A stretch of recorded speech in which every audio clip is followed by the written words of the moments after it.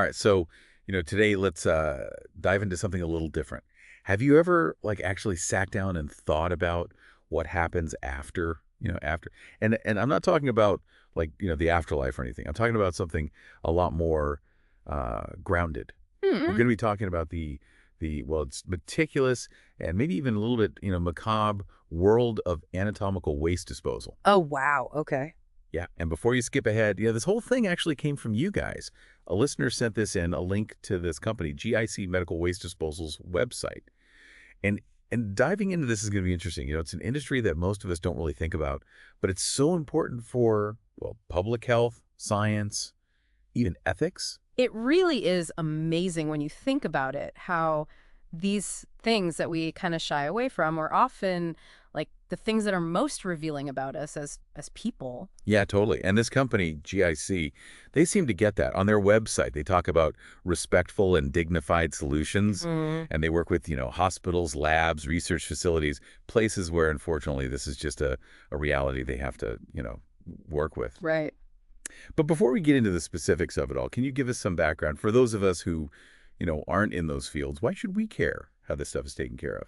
Well, I guess at the most basic level, it's about making sure, it's something like a horror movie doesn't become reality. Because if anatomical waste isn't handled extremely carefully, you're talking about outbreaks, contamination, things you really don't want to think about. Right, so public health is like the top priority. Absolutely. Yeah. But it goes deeper than that. It's not like throwing out last night's leftovers, right?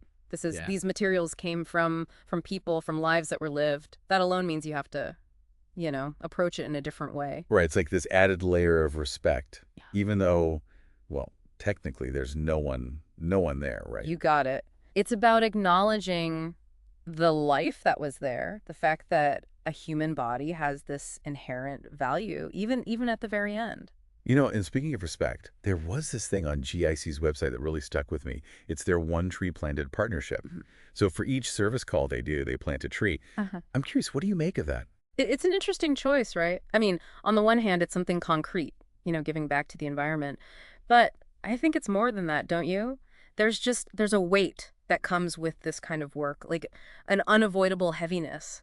So maybe planting a tree, this new life, it's like, a way to, balance it out somehow. It's like saying, yeah, we deal with the end of things, but we also recognize that there's a cycle to life, that there's beauty along with all the hard stuff. Right. And I've actually, seen similar types of things in other professions where they're dealing with life and death. Like some funeral homes work with memorial gardens, or they support grief counseling. It's like they're trying to find, I don't know, some good in all of it. I think so. And it shows how much they understand, like, the emotional side of death, for the families, but also for the people doing this work every day. Definitely. It makes you wonder what it takes to work in this field. Like how much emotional intelligence do you need to handle this day after day? I'm sure it's a lot. Yeah. Okay, so we've talked about how important anatomical waste disposal is, how sensitive it is, how there's almost a philosophical aspect to it. But what does it actually look like in practice? Mm. On GIC's site, they break it down into 3 steps: secure containment, discrete transportation, and professional disposal. And those 3 steps, which seem, I don't know, maybe kind of simple at first, they actually cover a ton of procedures and protocols because they're not just trying to get rid of something, they're trying to do it safely, respectfully, and make sure they're following all these really strict regulations. Okay, so practically speaking, what do those steps actually involve? Like with secure containment, we're not just talking about tossing it in a garbage bag and calling it a day, are we? Oh, definitely not. I mean, secure containment could be anything from, using these special containers, the ones that are totally leak proof and you can't puncture them. And then they have to be, labeled super clearly, like with those biohazard symbols so everyone knows to handle them carefully. Right. Yeah, that makes sense. And Mhm. then there's Yeah. discrete transportation, which I'm guessing is a bit more thought out than just some Right. unmarked van, right? Yeah, it's definitely a lot more involved. It's about making sure the materials are transported in a way that protects the privacy of the patients and families. So that might mean things like planning specific routes and transport times so they can avoid rush hour and things like that. Plus, there's got to be all these really detailed procedures in place for if something spills or there's an accident. So they've really got to think of everything. Mm. And then finally, there's professional disposal. So is that where like the incinerators come in? Sometimes, yeah. Incineration is definitely one of the more common ways to dispose of anatomical waste because, well, this crazy high temperatures pretty much guarantee that anything, biohazardous is completely neutralized. But there are other methods too. Like they also use something called autoclaving, which basically uses high pressure steam to sterilize things. And then there's alkaline hydrolysis, which sounds really complicated, but it's basically just using a water-based solution to like break down the tissues. I'm sure there are tons more, but ultimately which method they use just depends on a bunch of stuff, like what the local regulations say and what kind of materials they're actually dealing with. Wow, so there's like a whole science behind it. Makes you think about something you said earlier Hmm. about the emotional impact, the weight of doing this kind of work. Yeah.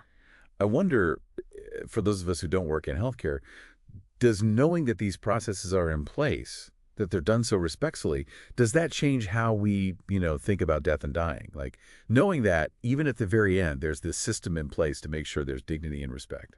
It's a big question, isn't it? I bet it's different for everyone, really. Like some people, maybe knowing that there are these, trained professionals who take care of everything and that they do it with respect, maybe that brings comfort. Like even in death, there's still a sense of order to things. But then for others, I bet it just brings up a lot of, uncomfortable feelings. Like it reminds them of their own mortality. Yeah, no, totally. It probably depends on like your culture, Yeah. and your own like personal beliefs about death and all that. Definitely. I mean, think about it. Different cultures have completely different ways of, dealing with death, different rituals, different traditions, the whole thing.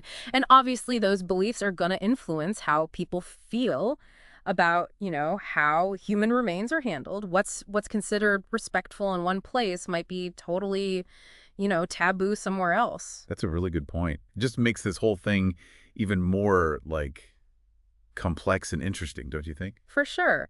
It just goes to show that even something like waste disposal, which, let's be honest, isn't exactly a glamorous topic, it still involves all these, cultural sensitivities and ethical questions. Yeah, it really does. Speaking of ethical questions, something else that caught my eye on GIC's website was um, how they talk about all the regulations around anatomical waste disposal. Especially like here in Canada, they're really strict. They even have that whole FAQ section about it. What's the deal with all those rules? Well, basically, it all comes down to, protecting people, protecting public health, and also the environment.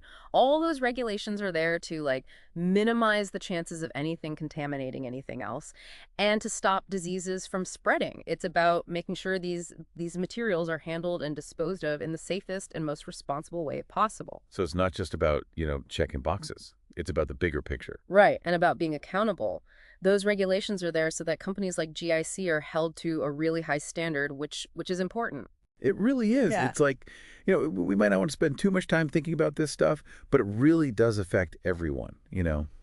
It's important. It really is. Kind of like, you know how your house has all that plumbing?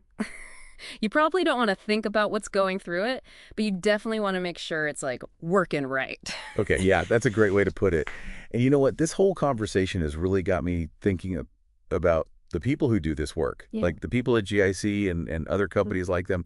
They're the ones dealing with, not just the practical side of things, but also the emotional side.